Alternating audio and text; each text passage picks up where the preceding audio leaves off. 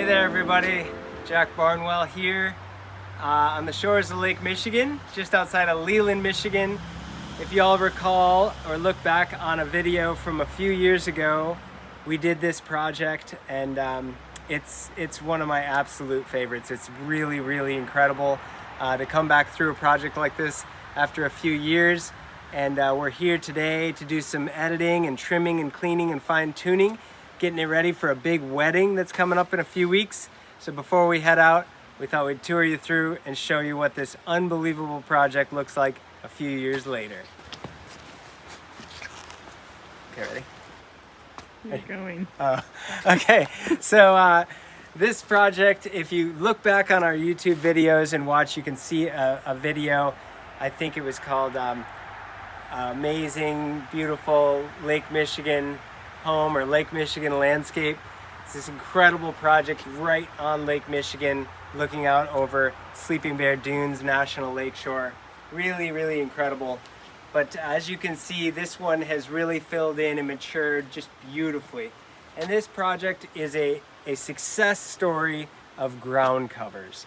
We utilized a tremendous amount of different ground covers on this one to essentially not have to mulch at all and have a real low maintenance landscape. There's a lot of different perennials and ground covers and stuff throughout these beds, like the Pachysandra, Lamium, Myrtle, that are all intermingled and stuff from the shade. And as we fade into full sun, we utilize totally different ground covers. But as you can see, most of these beds are completely green and full of plant material. And so that idea, or what that does, is it allows us to not have to mulch at all in the spring.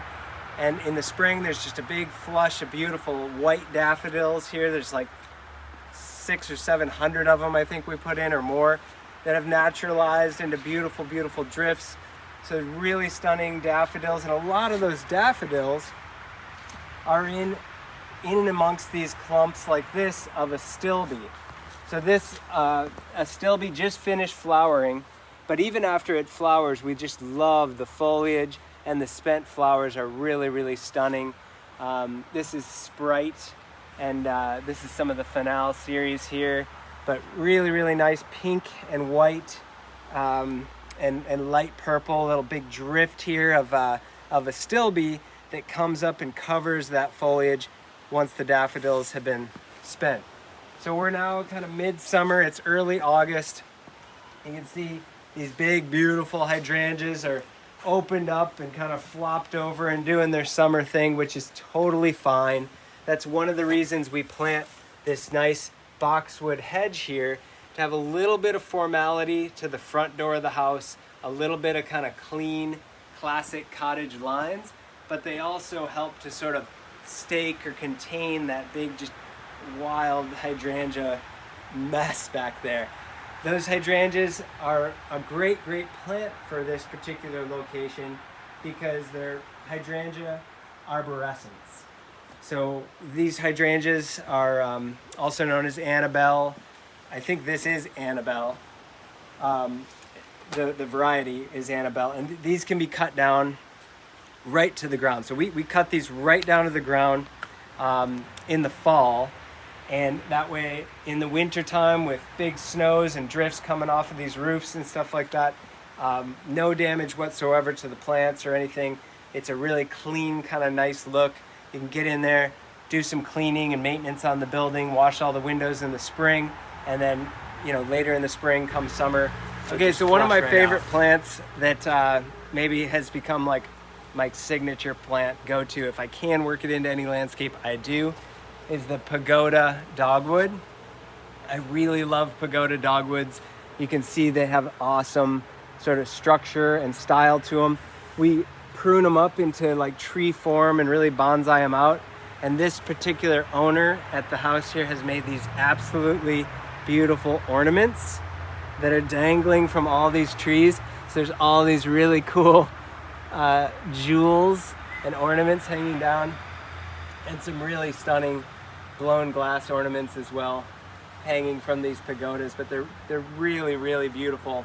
They flower in the spring, so all of these were white flowers in the spring, and now they're getting these really cool dark purple little berries on them, and the bracts are all red. I mean, I just think there's so much interest.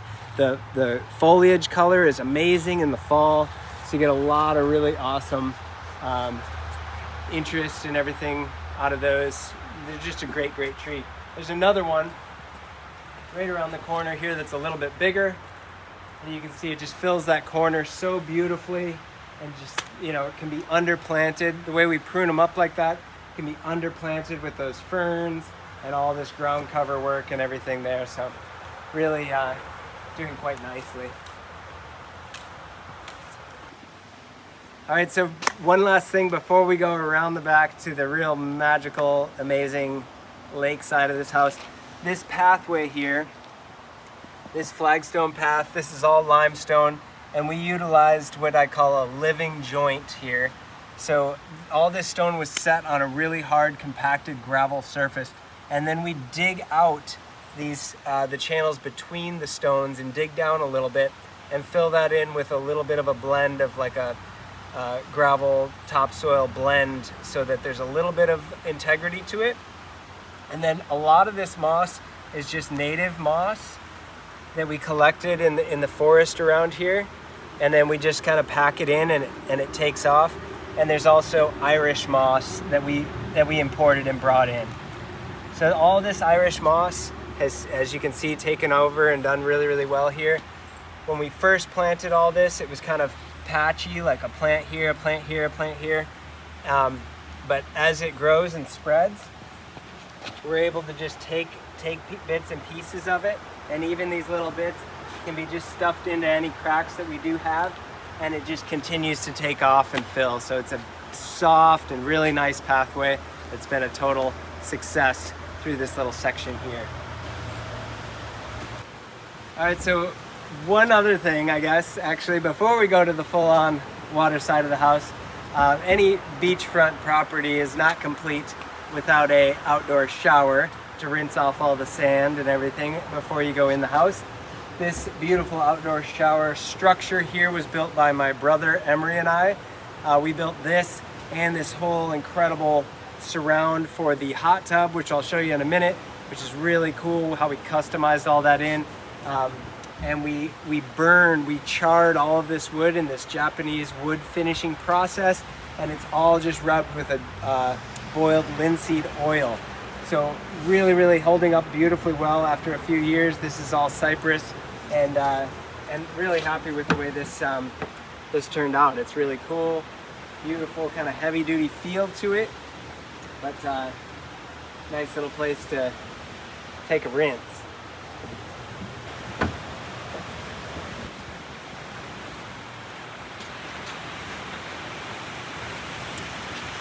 Okay, so on the back side here, this house is all about entertainment, partying, having a good time in the summertime. That pathway behind you here leads down to a beautiful staircase right down to the beach. This is a private beach looking out over Sleeping Bear Dunes National Lakeshore. There's North and South Manitou Islands out there. Really special spot. There's not a lot of coveted private properties like that along this stretch. This is a pretty special one. So we're honored for sure to have been able to design this and build this all out, and now to come back after a few years and see it looking so good and so beautiful is really cool. But as you can see, a lot of entertaining, good time here. Ping pong table spot there.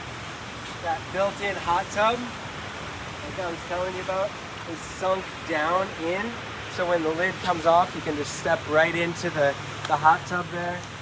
And then we did that same charred cedar technique to build this cool custom staircase.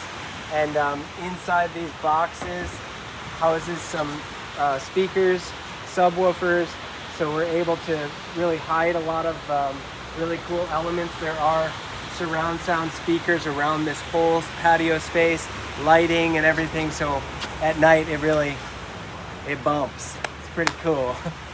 This staircase here, we utilized a lot of big, beautiful, natural, kind of wild limestone chunks and then built these stone walls in and amongst and around them. And the owner, who's incredibly creative and funky and fun, she's an ex-elementary school teacher. She paints a lot of rocks and does a lot of fun things. So you'll find painted rocks and a lot of Petoskey stones. See that one right there? That's a Petoskey stone. All these are Petoskey's, actually. This beach happens to be a really, really good spot to find Petoskey stones. So, but she paints rocks and hides them all throughout the gardens and stuff, which is a ton of fun, for sure. This whole entire planting, again, really proud of the way this one came together. We have a lot of different successional plantings up through here. As you can see up in here, there's some peonies and iris. So those were absolutely stunning early in the summer. Underneath and before those was a whole bulb show and planting of mostly daffodil. Then once those faded, we had the peony and iris show on some of these tiers. And then now we just trimmed and cut those all back.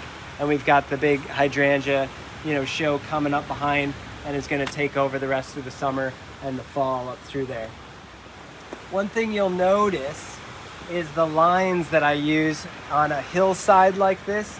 I often will follow the fall line of the hill with some repeating elements or some repeating lines of plants.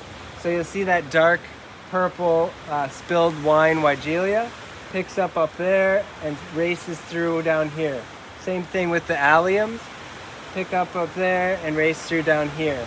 Same thing with this geranium, spilling down through here. So all of those different kind of rivers spilling down the fall line, and then the staircase or the path zigzags across or through the fall line. So if you think about it like you were skiing and you're skiing down a hill, the natural way to ski down a hill is to zigzag across the fall line, and that's the most comfortable way and easiest way to get down the hill. But a ball is going to roll down the fall line. So I like to lay out plants along the fall lines or close to it, and sometimes we create our own fall lines by changing contours, but it really makes for a very natural feel to the planting. You'll see a lot of that. Maybe you won't see it, but you'll feel it in a lot of our plantings.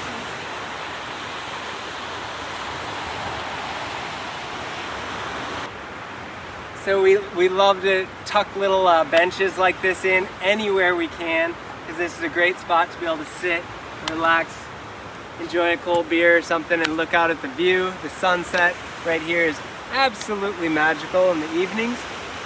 And then the staircase does continue on up to this upper patio. This patio is off of the master suite, and so it's mostly just used as a kind of master suite patio for the kind of him and hers seats out here to sit and relax and have a glass of wine. But it's also the closest patio off the kitchen, so whoever's cooking can race out here and do the grilling and barbecuing and everything on this patio and still have a pretty stunning view as well. So that about wraps up this quick once around tour here of this amazing cottage. This cottage is called Someday. The owners named it Someday because they've owned the property for a long time and always dreamt that someday they'd be able to build their dream home here and retire here and make this their place. And it was always someday, honey, someday we'll make it happen. And they finally did and named it Someday Cottage. So it's a really amazing home, absolutely stunning, and definitely a huge honor to be able to design and implement the installation of this really beautiful landscape here on the shores of Lake Michigan. But we've got to pack up and head on out of here, so we'll catch you guys all again here soon in the next video. Be sure to subscribe, click that bell and all the things that you're supposed to do so that you get notified when we do post more videos of more beautiful places, and we'll keep you all in the loop. All right, cheers.